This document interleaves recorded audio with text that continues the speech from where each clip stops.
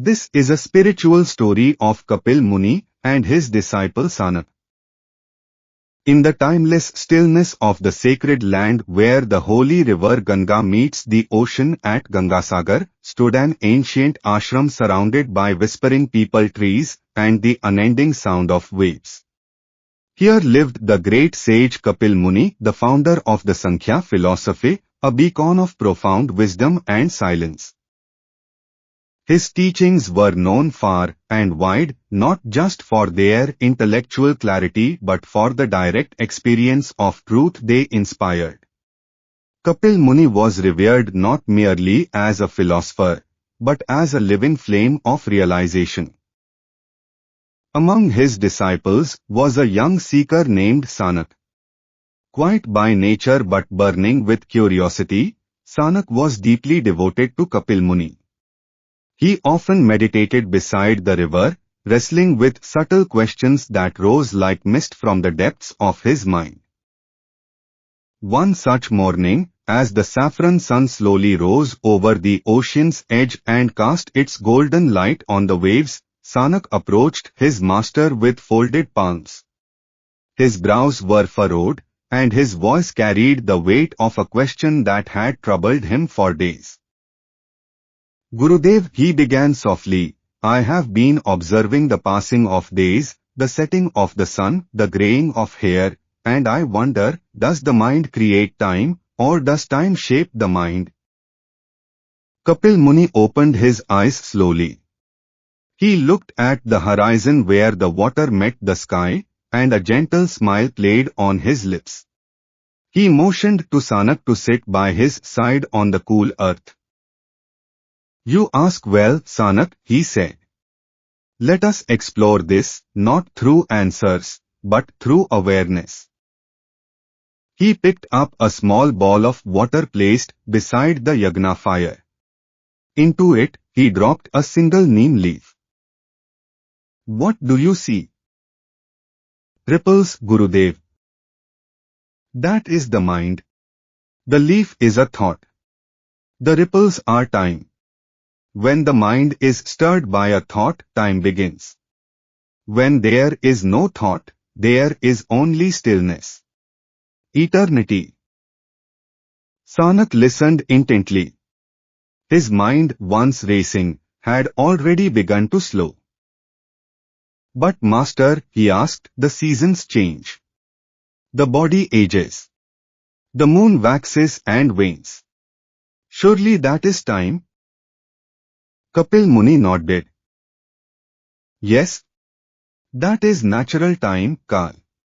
It is the rhythm of Prakriti, nature. But the suffering you experience from its passage, the longing for the past or the fear of the future, that is not caused by time. It is caused by the mind's identification with time. He stood up slowly and walked toward the shoreline. Sanak followed. Look at the ocean, said the sage. Its waves rise and fall without concern. But imagine a wave saying, I was taller a moment ago, or I fear I will disappear. That wave has now imagined a story. That wave has created time. Sanak smiled faintly. So, the mind, like the wave, imagines the idea of time through thought. Indeed, the mind is the painter, and time is its canvas. But the soul, the Purusha, simply watches. It is untouched. They walked in silence for a few moments. Then Sanak asked, but Gurudev, how can one experience this state of watching without being pulled into the river of time? Kapil Muni turned and pointed to a dried leaf caught on a still puddle. When the winds of desire and memory stop blowing, the leaf no longer moves. Similarly, when thoughts subside, you return to your original state, timeless awareness. That state is called amanaska, beyond mind. They sat under a large banyan tree as the morning ripened. Birds chirped, and the ocean's hum became a background melody to Kapil Muni's words. Sanak, he said, you must understand the difference between cosmic time and psychological time. He drew a line in the sand. This is cosmic time. Sun rises, moon sets, stars move. It is circular, inevitable part of nature's breath. Now, he drew tiny marks on the line. These are your thoughts. They cut this flowing time into bits, hours, minutes, deadlines, memories, expectations. That is psychological time. And that, my child, is where the suffering begins. Sanak nodded slowly. He looked up. So, to transcend suffering, one must transcend this inner clock. Yes, said the sage. When the inner chatter stops, the now emerges. That now is not a moment in time, it is a dimension. In it, there is no past or future. Only being. That is where the divine resides. Sanak sat with closed eyes. He could feel the echo of the eternal, just beneath the skin of sound and silence. After a long pause, he asked, but Gurudev, even now as we speak, aren't we within time? Only your body is. Your attention is not. If your attention rests in the self, you are beyond time even now. A sage eating fruit, a yogi walking, a child laughing, if they are free of mental movement, they are in the timeless. The breeze moved gently. Kapil Muni stood once more. Let me tell you a story, he said. Once, there was a monk who meditated in the Himalayas for years. One day, a merchant came to visit and brought a golden bell. The merchant said, O Holy One, I have no children. Please accept this bell. The monk nodded, and from that day, the bell rang once every hour. At first, the monk welcomed it.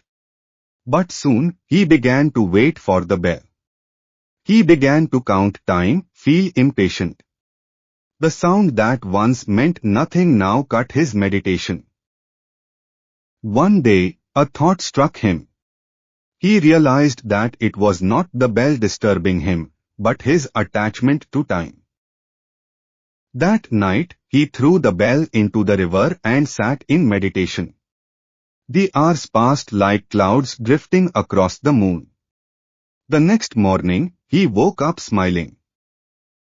Time had returned to being a flow, not a prison. Kapil Muni looked at Sanak, who sat still, eyes closed.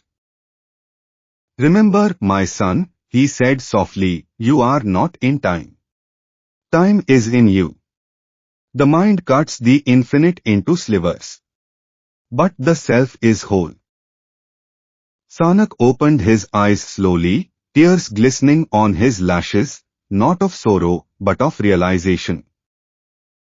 I understand now, Gurudev. I must not fight time, nor chase it. I must return to the one who watches all time pass. Kapil Muni placed his hand on his disciple's head. Yes. And that one is you. Moral of the story.